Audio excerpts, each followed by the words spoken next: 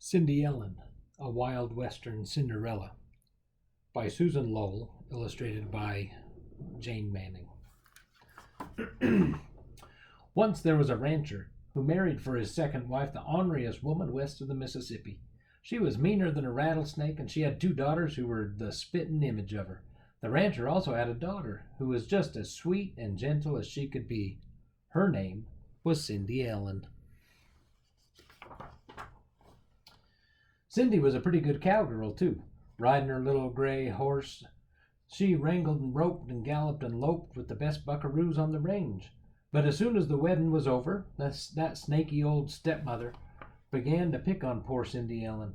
She was so good she made her stepsisters look bad. So her stepmother made her do all the dirty work around the ranch.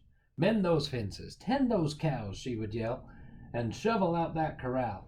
The stepsisters never did a lick of work all day, but Cindy didn't dare complain to her daddy because his new wife wore the pants in the family.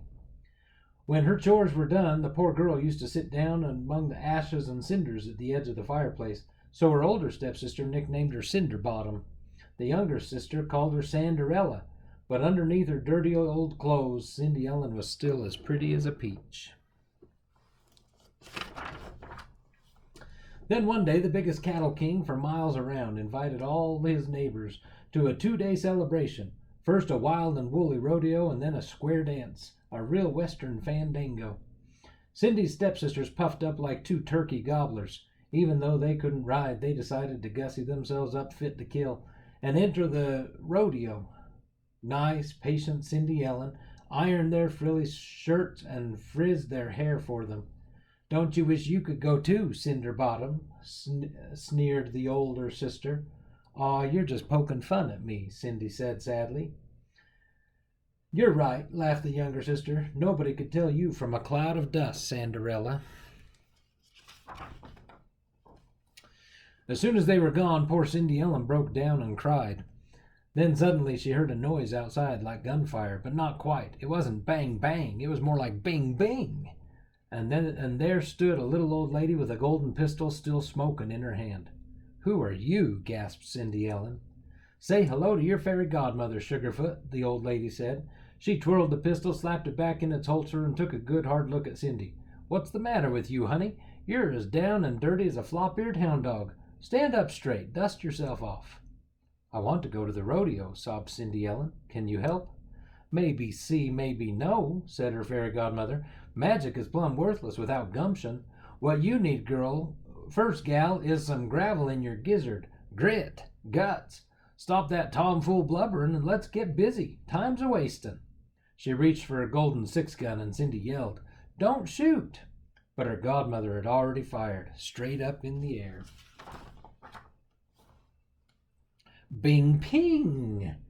Glittery sparkles floated down from the sky and sprinkled Cindy all over with fairy dust. Instantly her heart was filled with strength and happiness, and her rags turned into the finest riding clothes west of the east.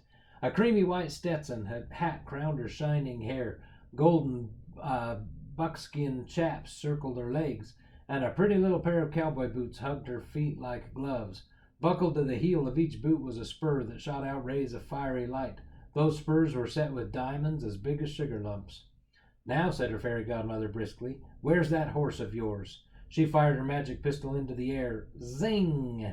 And Cindy's little gray horse became a little silver horse with a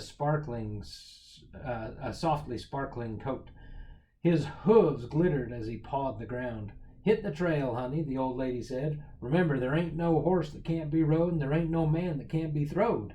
And one more thing, get home by midnight, gal, or you'll be sorry."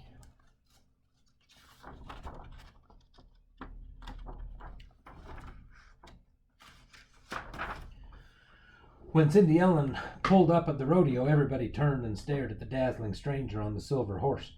The rich rancher's son, a rodeo champion by the name of Joe Prince, came forward wearing the biggest belt buckle you ever saw and swept his hat off his head. "Pleased to meet you, ma'am," he said. "Likewise," said Cindy. Just then, Cindy's older stepsister rode a bucking bronco into the arena, and before she could say oops-a-daisy, that cayuse wrinkled his spine, boiled over, and sent her chasing clouds way up in the sky. Then she hit the dust. Next came the second stepsister, but she couldn't ride a rail fence in a stiff breeze, and pretty soon she was eating gravel just like her sister. Cindy Ellen helped her stepsisters up and brushed them off, but they never even recognized her. Then she remembered her godmother's gift of gumption, and she gave Joe Prince a big daredevil grin. "My turn," said Cindy Ellen. Cindy Ellen climbed aboard a salty bronc with a belly full of bed springs, a real rip snorter. She touched him with her diamond spurs, and first he tried to crow hop, and then he cat-backed, and then he sunfished, and he windmilled, and he jackknifed. But Cindy stuck to the saddle like a postage stamp. "Ride 'em, cowgirl!" cried the crowd, and Cindy Ellen was the winner with every curl in place. Next, with a figure eight, a butterfly, and a wedding ring, she won the trick roping event. And then she and her little horse really burned the breeze. They kicked the jackrabbits right off the trail. They left their shadows 20 miles behind them, and they won the horse race. They even beat Joe Prince. But Joe didn't seem to care. He rode herd on Cindy Ellen right up to 11:45 at night, when she suddenly recalled her godmother's warning and went galloping home. By the time she got there, her fine duds had shriveled into sorry rags again, but she still had plenty of gumption. After a while, her stepsisters hobbled in, all stove up from the rodeo. "Ha ha, you missed the champion cowgirl," the older sister jeered. "Nobody knows her name or where she disappeared to." "And that old Joe Prince is eating his heart out," said the younger one. "I bet she comes to the square dance tomorrow night," said Cindy with her new daredevil grin.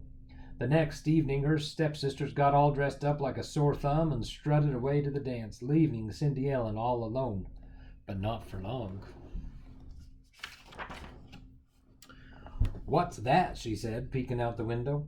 It looked like a cross between a comet and a dust storm. It sounded like silver bells mixed with dynamite. "Let's get crackin', sweet pea," shouted her fairy godmother. "You're late. Rustle up the biggest, dustiest, lumpiest squash you can find." And zingo, the squash became a stagecoach. "Next we check the trap line," said the godmother. Quick as a wink, she turned 6 cactus mice into 6 dappled horses, a fat pack rat into a stagecoach driver, and a rough, tough-horned toad into a stagecoach guard, riding shotgun beside the driver.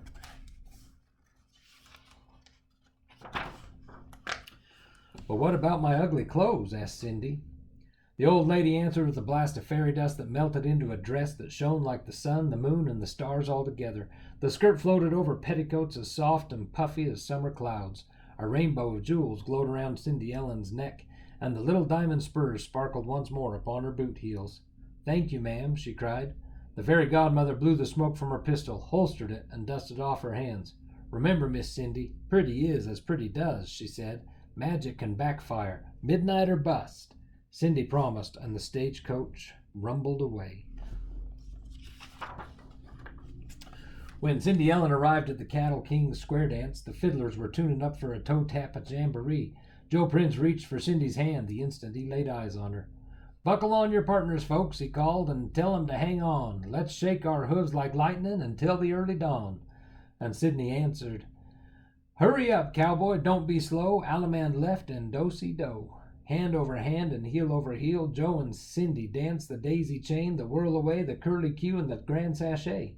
They made their feet go wickety-whack. "Swing 'em, boys," cried Cindy, "and do it right." And Joe called back, "Swing those girls till the middle of the night." Twirling, swirling, Cindy Ellen lost track of time until all at once she heard the clock begin to strike 12. She hightailed out of there lickety-split. "Whoa!" yelled Joe, hot on her heels, but he couldn't catch her. One of the diamond spurs fell off of Cindy's boot as she ran, though, and Joe picked it up carefully out of the dust. Meanwhile, back at the ranch, not a particle remained of Cindy's gorgeous outfit, except for the second diamond spur, which she tucked away in her hip pocket. Pretty soon word got out that the champion cowgirl was a wanted woman. She'd left Joe Prince so forlorn that he was tracking her throughout the territory, and he vowed to marry the horsewoman whose boot fitted the little diamond spur. He tried it on many a foot, but not one could wear it. At last he came riding up to Cindy's father's place. "Go shovel out the stable," hissed the stepmother, and Cindy reluctantly obeyed. First Joe tried the diamond spur on the younger stepsister, but no matter how hard he stretched the straps, her hoof was too big. The older sister had crushed her feet into tiny little bitty boots. So just for an instant the spur almost fitted, but then her boot split open and her toes popped out like puppies from a basket, and Joe Prince muttered, "Sorry," and headed for the door. "My turn," said a voice that stopped him in his tracks.